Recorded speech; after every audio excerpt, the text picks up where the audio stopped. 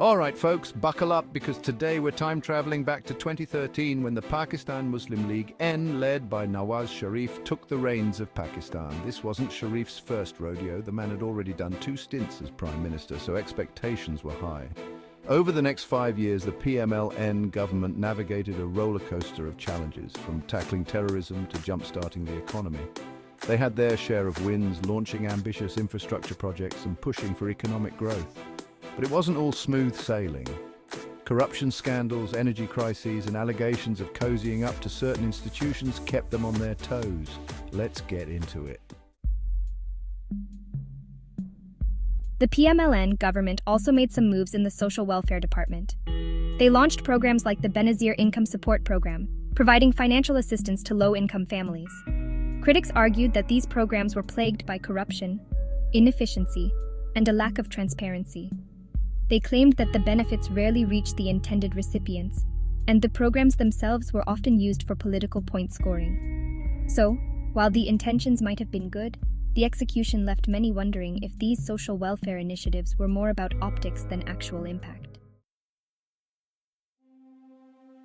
Let's talk about the elephant in the room: security.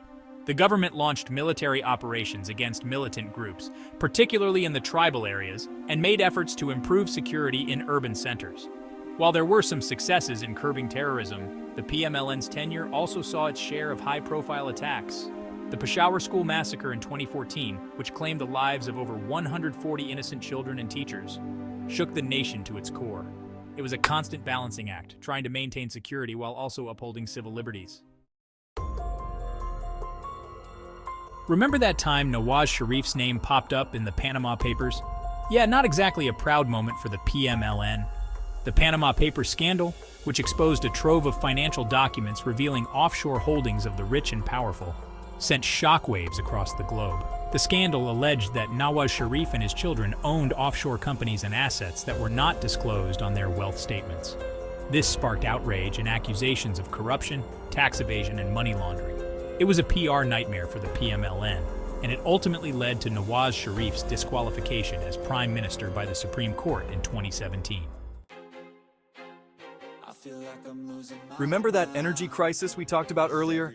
Well, it's back for round 2. Despite the PMLN's efforts to boost power generation, the energy crisis persisted throughout their tenure. The government's critics argued that their focus on mega projects like power plants took too long to bear fruit, and they neglected to address the root causes of the crisis, such as transmission losses, electricity theft, and circular debt. It was a classic case of too little, too late.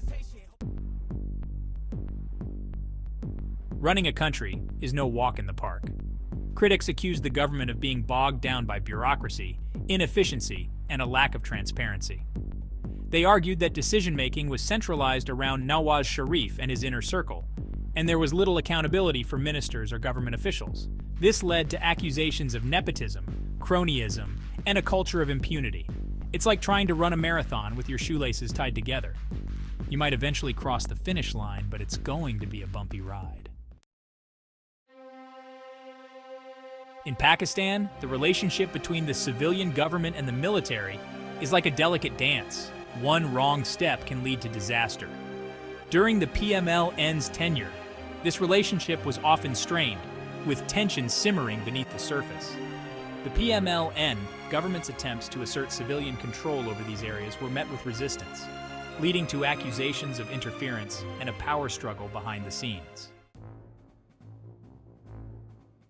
Pakistan's foreign policy has always been a complex beast, with the country caught between its rivalry with India, its alliance with the United States, and its growing relationship with China. The PMLN government had its fair share of foreign policy challenges, from the fallout of the U.S. operation that killed Osama bin Laden in Pakistan to strained relations with India following cross-border clashes in Kashmir. Some praised their efforts to maintain a balance between competing interests, while others criticized their perceived tilt towards China and their handling of relations with neighboring countries. The government's handling of these issues was met with mixed reviews. So, there you have it. The PMLN's 5-year stint in power, from their economic initiatives to their battles with corruption allegations and everything in between. They had their share of accomplishments, like boosting infrastructure and attempting to address the energy crisis, but they also faced significant challenges, including allegations of corruption, governance issues, and a tense relationship with the military. What do you think? Did the PMLN deliver on their promises? Were their achievements overshadowed by their shortcomings? Let us know your thoughts in the comments below.